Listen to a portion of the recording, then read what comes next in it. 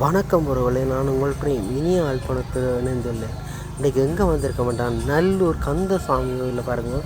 இன்றைக்கி பந்தல் எல்லாம் போட்டு அந்த நல்லூர் திருவிழாக்கு இன்னும் 14 நாட்கள் தான் இருக்குது. பந்தல் எல்லாம் போட்டு தடல் உடலாம் அந்த வேலையெல்லாம் நடைபெற்றுக்கின்றது.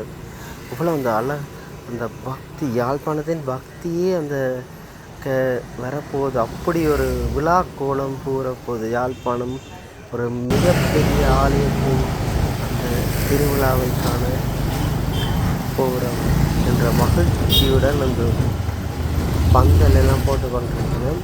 நல்ல ஒரு முருகனை தரிசிப்போம். கட்டாயம் உங்களுக்கு மனம் கிடைக்கும்.